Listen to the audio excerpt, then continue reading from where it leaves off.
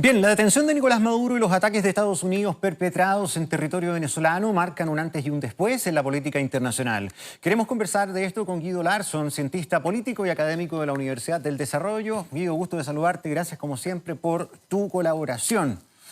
No, gracias a ti, Gonzalo, por la invitación. Guido, a ver, evidentemente todos los procesos son diferentes y hay que considerarlo así. Siempre las transiciones normalmente son bajo tutela. La nuestra así fue. Y no fue rápida, fue lenta. La Concertación tuvo que convivir con Pinochet y varios de sus dirigentes, incluso en el Congreso. Pero tras una elección, coexistieron los líderes de la oposición, electos, ¿verdad?, democráticamente, con los líderes de la dictadura. Y ahora llama mucho la atención lo que está pasando. Los venezolanos no se lo explican, no entienden. Sacan a Maduro, pero ayer es ratificada como presidenta encargada alguien completamente dentro del círculo de Maduro y su hermano a cargo del Congreso. ¿Qué está ocurriendo? ¿Cómo esta transición? ¿Quién la está dibujando? Mira, yo creo que por ahora no cabe hablar de transición, porque la verdad es que la naturaleza del régimen no se ha visto modificada. Lo que cabe hablar es en realidad un régimen que asegura el control y la estabilidad y que posiblemente ha abierto un canal de comunicación tal vez informal con los Estados Unidos, de forma tal de acomodarse a esos intereses que fueron explícitos por parte de Donald Trump. Dependiendo del espacio de tiempo que uno observe, las transiciones o bien derivan en cierta mantención de la lógica o cambios bruscos de esa lógica. Por ejemplo, pasar de un régimen autoritario dictatorial a una democracia. Pero también a veces ocurre al revés. Uno puede pasar de democracia a régimen dictatorial o de dictadura en dictadura. Y de hecho, la literatura al respecto es muy significativa porque tal vez subyacente a tu pregunta está la pregunta que tienen muchos venezolanos en su cabeza, vale decir, ¿cuándo va a ser el día en que el régimen caiga y eventualmente nos abramos a la democracia? Y en general la literatura muestra de que los procesos que llevan a ese objetivo son realmente muy volátiles, muy peligrosos, donde las cosas pueden salir mal. Y de hecho creo que estamos en un escenario de ese tipo, vale decir, es cierto de que Estados Unidos está apostando a la posibilidad de que Rodríguez garantice control, gestión y estabilidad. Pero también es cierto de que simultáneamente esto puede estar fisurando o fracturando el mismo régimen en cámara lenta. Entonces, disociaría lo que estamos viendo desde afuera respecto a lo que posiblemente puede estar ocurriendo desde adentro, que queda obviamente lejos del ojo público, pero al cual hay que prestarle creciente atención. Sí, conversaba ayer con un par de personas que son venezolanos y me preguntaban a mí, Guido, ¿tú nos puedes ayudar con la información? No tenemos acceso. Yo veo mucho venezolano que usa las redes sociales, entonces yo puedo entender, por ejemplo, que Telesur o los típicos canales no estaban transmitiendo nada y evidentemente hay un control. Pero fíjate que están denunciando que hay dispositivos que estarían interfiriendo los streamings, las redes sociales, y hay mucha incertidumbre y temor. No saben qué es cierto, no saben cuál es la verdad. Y lo que sí están experimentando es una militarización interna superior a cuando estaba Nicolás Maduro en los últimos tiempos. Está lleno de tanquetas, están haciendo un montón de checkpoints. Caracas mismo no es llegar y entrar, ni siquiera para ellos. ¿Por qué te describo todo esto? Porque tú hablabas de un periodo peligroso. ¿Puede esto comenzar a generar una ebullición dentro de la sociedad venezolana? Cae el tirano, pero no nos dejan en libertad. Sí, yo creo que es perspicaz lo que estás diciendo tú, Gonzalo, en términos de que anticipa lo que de hecho manifiesta la teoría. Vale decir, cuando hay un cambio de la cabeza de un régimen que es al mismo tiempo dictatorial, hay muchos incentivos para que debajo de esa cabeza comience a ponerse susceptibilidad o sospecha respecto de la viabilidad que tiene ese proyecto. Es decir, cabe igual hacer la pregunta respecto de cuál es el grado de legitimidad interna dentro del círculo con el cual cuenta Rodríguez. Y hay muchos casos en la historia donde ese cambio de una figura emblemática, carismática, que contaba con lealtad, que al menos todos los datos indicaban que tenía total y completo control del gobierno, estoy hablando, por cierto, de Nicolás Maduro, puede dar pie a un proceso de desestabilización interna que tiene obviamente posibilidades múltiples. Una posibilidad es lo que tú estás diciendo, ¿no es cierto? Una suerte de ebullición interna que se manifiesta a partir de formatos de violencia interna o de rompimiento de relaciones dentro del círculo, o bien de polarización, etcétera. Y el otro, que creo yo que es el más problemático, donde también hay evidencia, es que esto decaiga en un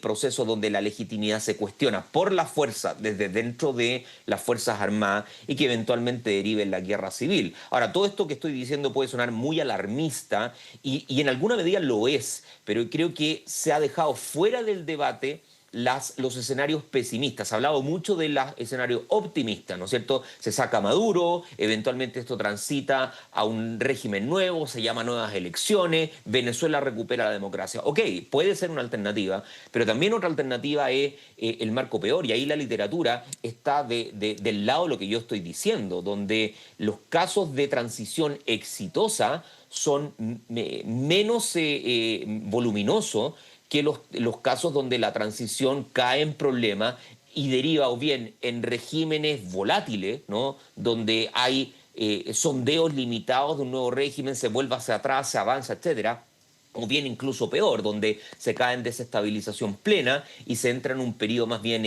caótico. Y yo creo que, dado los efectos que ha tenido esto, todas estas alternativas son posibles. Y por eso creo que hay que tener mucho ojo, mucha paciencia, mucho cuidado con anticiparse a escenarios que están hoy día en marcha.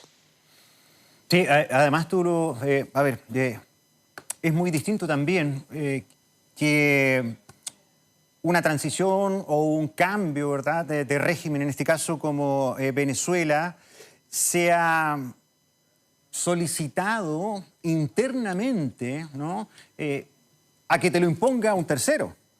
Es como si acá la concertación de partidos por la democracia hubiera llamado a Estados Unidos, oiga, derroque a Pinochet, ¿no? El escenario sería completamente distinto. Acá viene Trump e impone su criterio. Da la impresión, por todos los antecedentes que hoy día tenemos, es que haya negociado o convenido con la actual cúpula chavista de, mire, ¿sabe qué? Usted manténgame las cosas en paz, mantenga el ejército ahí aguachadito, ábrame las puertas del petróleo, yo quiero volver a activar Chevron, quiero poner esto, otro, pero tengo una duda respecto a los pasos de Estados Unidos y de Trump, Guido. Tenemos un apetito frenético de Donald Trump. Parece que estuviera metiendo el pie a fondo en el acelerador. Parece que quisiera ejecutar todo antes de la elección que se le viene encima. Hoy día cuenta con prácticamente el poder total y está haciendo lo que quiere. Pero puede que esto cambie.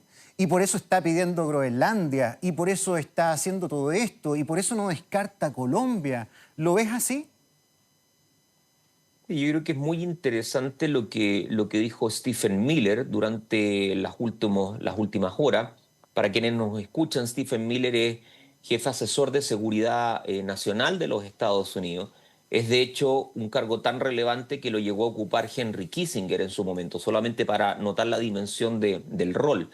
Y él afirmaba, sin tapujo alguno, de que Estados Unidos es una superpotencia y se va a comportar como una superpotencia, lo que naturalmente designa de que los objetivos de Donald Trump y las afirmaciones que él realiza deben tomarse con completa seriedad, incluido lo que dices tú relativo a Groenlandia. Ahora, en ese plano, evidentemente creo yo que la referencia histórica nos muestra alternativas. Cuando Estados Unidos ha intentado imponer la democracia por la fuerza, ha tenido resultados mixtos. Voy a dar solamente dos ejemplos. Si uno va a Irak, efectivamente remueven a Saddam Hussein, tratan de llevar a cabo un proceso electoral que termina mal. Y hoy día creo yo que podemos concordar de que Irak es un régimen altamente inestable. Pero por otro lado está el caso de Noriega, que ha sido mencionado tantas veces, digamos, antes de esta operación, donde también Noriega es removido del poder y Panamá recupera la democracia. Entonces, si ese va a ser el camino de Venezuela, yo creo que no estamos en posición de decirlo. Hoy día todo parece indicar de que el régimen se va a sostener en pie, pero con una apertura muy clara a entregar concesiones a los Estados Unidos. Creo probablemente la forénsica política, la historia, ¿no es cierto?, va a permitir indicarnos si es que hubo conversaciones y negociaciones directas con Nicolás Maduro y que Nicolás Maduro, tal vez subestimando la intención del propio Donald Trump, terminó rechazando. Eso no lo sabemos. Sí sabemos que hubo conversaciones entre Trump y Maduro, pero es posible de que Cabello, Padrino López, Rodríguez entiendan de que este escenario cambia las condiciones y que bien o deben someterse a la voluntad norteamericana, dado que eso garantiza su posición de poder interno, o resistir a la voluntad norteamericana con todos los efectos que eso evidentemente puede tener. Sí, fíjate que acá hay una situación que pone en una intríngulis, en un problema, en un enredo, incluso a quienes se han manifestado estar de parte de Maduro. Porque tú tienes una acción que derroca a un dictador, pero que transgrede el derecho internacional. Entonces te metes como entre la espada y la pared, como que defiendes algo que nadie pudo solucionar, se pasa a llevar el derecho internacional y la norma, se pasa a llevar la soberanía, pero precisamente el derecho internacional y sus organismos fueron los que no hicieron nada por resolver esto. Entonces, ¿quién es más culpable? ¿O quién fue más certero? ¿Quién tiene la razón? Mira, el debate normativo puede, creo yo, que darse, digamos, uno puede sostener una especie de debate filosófico sobre el derecho, en fin, pero mi impresión es que ese debate oscurece lo que es realmente significativo, vale decir, el debate por motivación, por objetivos y por medio. Porque claro, uno puede decir, bueno, Estados Unidos viola el derecho internacional, pero al decir eso no nos entrega más información respecto de cuál es la trayectoria que va a tener esta situación, por qué Estados Unidos hace lo que hace, qué es lo que puede esperarse, con qué medios cuenta, etcétera. Y de hecho, si uno toma el derecho internacional como emergiendo en la primera mitad del siglo XX, como consolidándose después de la Segunda Guerra Mundial y estirando ese desarrollo hasta el presente, es tal la cantidad de episodios de violación al derecho internacional que en alguna medida eso reafirma que el poder va antes del derecho, no después. Es de hecho el poder lo que en alguna medida permite de que ese derecho pueda aplicarse en ciertas circunstancias y en algunos casos.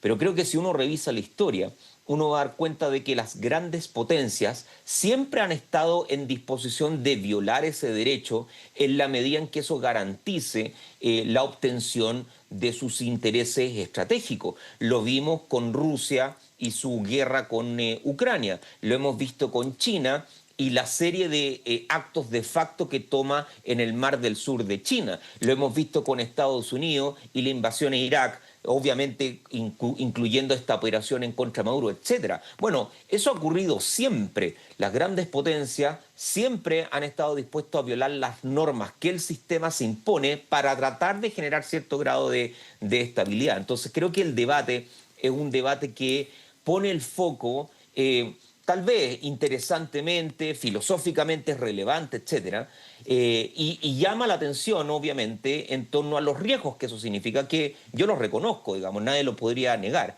pero eso no borra los hechos de facto. Los hechos de facto son de que Estados Unidos está dispuesto a ocupar su poder, va a seguir ocupando su poder, Si viola o no viola el derecho internacional, eso es irrelevante para los intereses de Washington.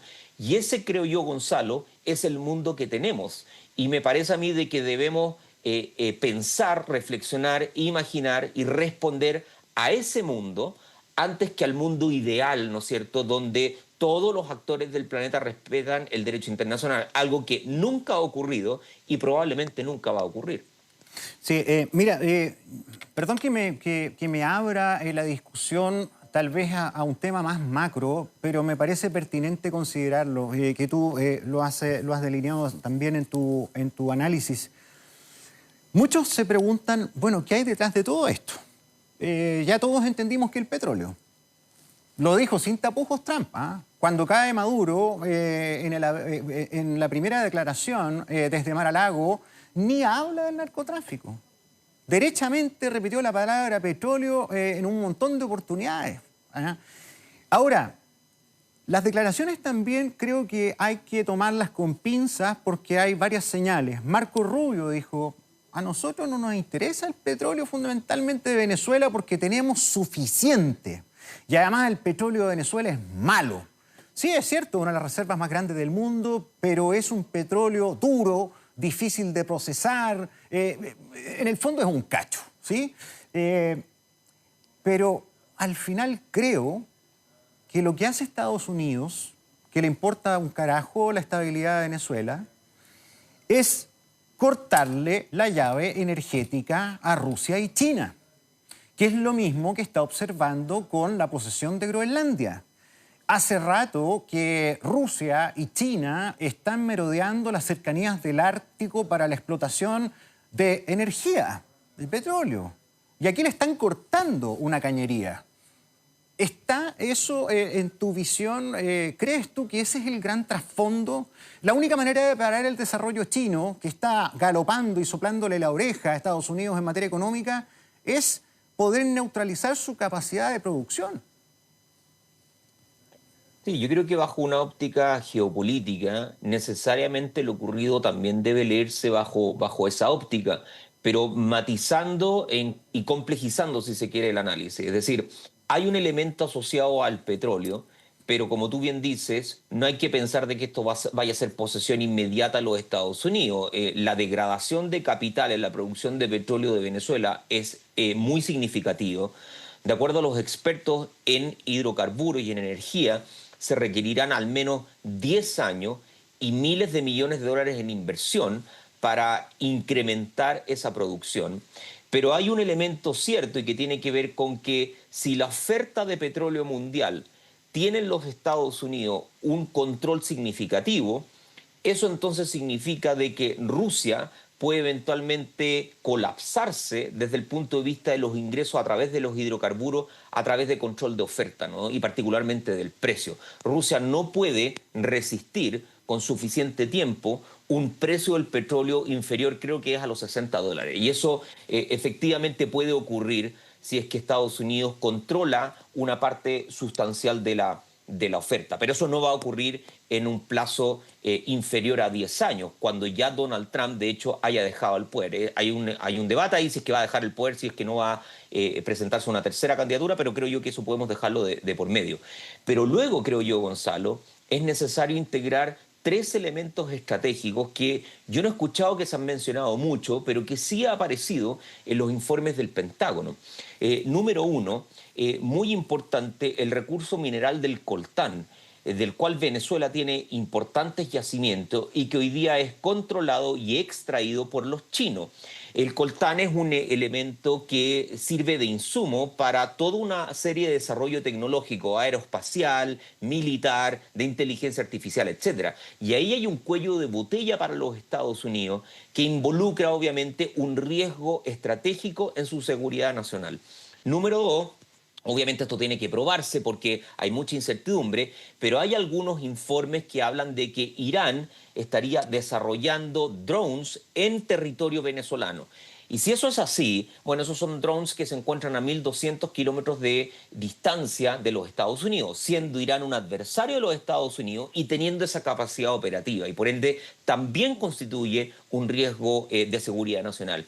Y tal vez en tercer lugar, tiene que ver con la relación bilateral que Venezuela había construido a lo largo del tiempo con la Federación Rusa. La Federación Rusa es de los principales proveedores de insumos militares de Venezuela. De acuerdo también a informes de prensa, se piensa que habían entre 120 y 150 asesores militares rusos dentro de Venezuela, en un contexto donde había aparecido una nueva estrategia de seguridad nacional de los Estados Unidos y donde declaraban explícitamente de que la penetración china y rusa en Latinoamérica debe entenderse como un riesgo y Estados Unidos debe hacer todo lo posible por inhibir esa penetración por la fuerza, incluso si es necesario. Por lo tanto, también acá estamos viendo la aplicación factual de esa nueva estrategia de seguridad nacional, donde Estados Unidos declara de que ese hemisferio es su propia órbita de influencia y no va a permitir la penetración de influencias exógenas. Por lo tanto, es cierto, tenemos el petróleo, pero también tenemos el coltán, tenemos el desarrollo de tecnología militar de adversarios norteamericanos, tenemos la relación bilateral Venezuela-Rusia, tenemos obviamente lo que estaba insinuando, creo yo, tu pregunta, ¿no es cierto? El tránsito por el canal de Panamá, el control del Ártico, el rol estratégico que eventualmente cumple Groenlandia, etcétera. Entonces creo yo que los estrategas norteamericanos no están pensando, como tú bien lo dices, en el tipo de régimen que tiene Venezuela, en la pérdida de democracia, en el narcotráfico. Yo creo que están posicionándose en este nuevo reordenamiento mundial y visualizando cuáles son los riesgos en ese nuevo ordenamiento que tiene para la estrategia de seguridad nacional de los Estados Unidos y actúan por ende en concordancia. Sí, hay otros efectos que me parecen bien interesantes. Ahí me gustaría también conocer tu punto de vista. Mira, esto viene a ratificar la inutilidad del sistema multilateral. No lo digo desde la falta de respeto, lo digo desde la práctica. No sirve, no sirve. Será útil dentro de sus misiones en materia de educación, alimentación, misiones, ¿verdad?, de colaboración humanitaria, pero para resolver conflictos, hoy día no sirve para nada. No sirve. Así ha quedado demostrado en muchos conflictos. Y lo otro, Donald Trump está quebrando una línea roja de manera brutal.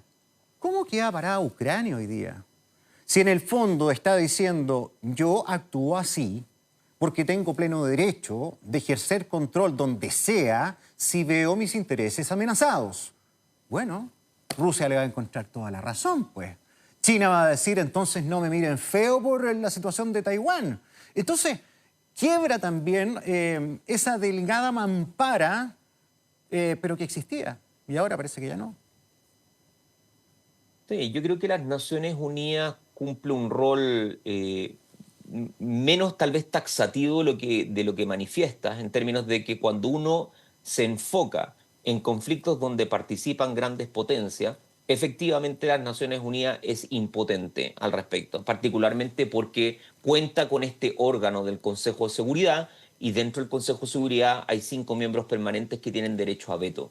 Sin embargo, las Naciones Unidas juegan un rol, uno puede obviamente ahí discutir la magnitud, en conflictos de mediana intensidad o en conflictos donde no participan grandes potencias. Estoy pensando, por ejemplo, el conflicto entre Myanmar y Camboya, estoy pensando, por ejemplo, en la crisis interna de Haití, estoy pensando también, por ejemplo, en Timor Oriental o en Sudán del Sur, etcétera. ¿Por qué? Porque, bueno, los intereses de las grandes potencias ahí no se ven tan bien reflejados.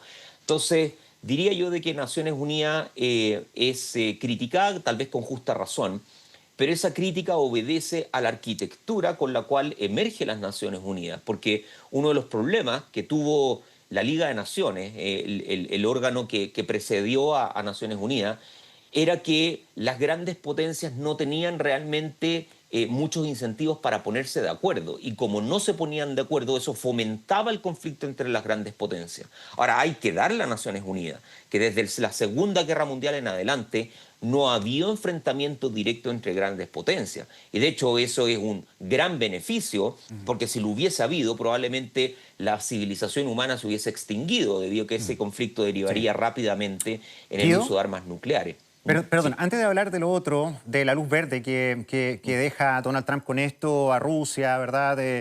O a China con o a sus China. pretensiones, sí. Lo dejo un pelito en paréntesis para tomar la idea de lo que pasa con Naciones Unidas. Hay algunos que sostienen que ese orden y estabilidad mundial postguerra, más que al entramado multilateral que se tejió, fue por el miedo. Obvio. Finalmente, el desarrollo de las armas nucleares significó que los líderes de las potencias andaban con el maletín, pero nadie se atrevía ni se atreve todavía a apretar un botón rojo completamente suicida. Entonces, más allá de las convenciones, acuerdos y tratados, da la impresión que el temor de poner el dedo sobre el botón rojo ha sido lo que ha marcado la estabilidad posguerra. Sí, y es interesante eso porque la misma Carta de Naciones Unidas lo reconoce. Es decir, en el preámbulo de la Carta de Naciones Unidas dice algo así como nosotros, los miembros de Naciones Unidas, que 2 veces nos hemos enfrentado al sufrimiento durante este siglo, y se está refiriendo obviamente a la Primera y la Segunda Guerra Mundial, buscamos la paz. Y la paz, en realidad, es un objetivo centrado en la evaluación que ocurrió durante las primeras décadas del siglo XX, ¿no es cierto? El efecto que las dos guerras tuvieron sobre la psicología de los tomadores de decisión. Entonces, cuesta obviamente hoy día ponerse en ese escenario, pero cuando uno enfrenta un mundo donde habían muerto 60 millones de personas, donde 120 millones habían sido heridos, donde la pérdida fueron de trillones de dólares bajo la conversión actual, bueno, era razonable imaginar tratar de diseñar un sistema que inhibiera al máximo el desacuerdo entre las grandes potencias. Y ese sistema es lo que finalmente explica el Consejo de Seguridad, donde para que se apruebe una resolución debe contarse con la unanimidad de los votos afirmativos de las 5 grandes potencias de ese momento y de la actualidad. Obviamente esta descripción nota rápidamente que es un sistema muy imperfecto, pero es el sistema que se tiene y cabe imaginar qué le ocurriría si no existiera este sistema. Porque también uno de los riesgos, Gonzalo, es que si no existiera este sistema, los incentivos para una guerra entre grandes potencias estaría ahí de manera permanente. Y es perfectamente plausible imaginar una nueva guerra mundial. Ahora, yo no estoy desconociendo, y tal vez yendo a la segunda parte de la pregunta original, de que esa guerra pueda desarrollarse. De hecho, si uno va a los estrategas europeos, esos estrategas están diciendo de que si Rusia gana la guerra contra Ucrania, en un plazo de 3 a 5 años, Europa puede estar en guerra con la Federación Rusa. Y la Federación Rusa tiene armas nucleares y 2 miembros de Europa, Gran Bretaña y Francia, también cuentan con armas nucleares. Y ahí obviamente el escenario se torna extraordinariamente riesgoso, no solamente para esa región, sino para el mundo entero. Por ende, y esto es uno de los debates que está tal vez en el ámbito más teórico, más académico, obviamente una de las grandes interrogantes es cómo puede reformarse Naciones Unidas para atender a estos nuevos desafíos, o si es que es necesario el término de Naciones Unidas para dar origen a un nuevo sistema internacional. De hecho, eso fue lo que ocurrió con la Primera Guerra Mundial. Con la Primera Guerra Mundial colapsa la Liga de Naciones, pero eso tal vez paradójicamente da pie para el origen de Naciones Unidas. Y tal vez las crisis que está enfrentando el mundo hoy día va a llegar a un punto tal en que el organismo hoy día encargado de enfrentar esa crisis vaya a fragmentarse por entero, pero eso paradójicamente pueda dar pie al surgimiento de un nuevo órgano que atienda a los desafíos más contemporáneos. Obviamente nadie lo puede saber, pero creo yo que esa es la trayectoria que ha tenido la historia humana hasta el momento. Bueno, Guido Larsson, como siempre, es un agrado escuchar tu análisis y el contexto, ¿no?, que nos permite ir más allá de lo preocupante que está ocurriendo en Venezuela, pero cómo esto también tiene todos los tentáculos del pulpo en el planeta y que está finalmente todo aparentemente más que conectado. Guido, que tengas un muy buen día y como siempre, gracias por estar con nosotros.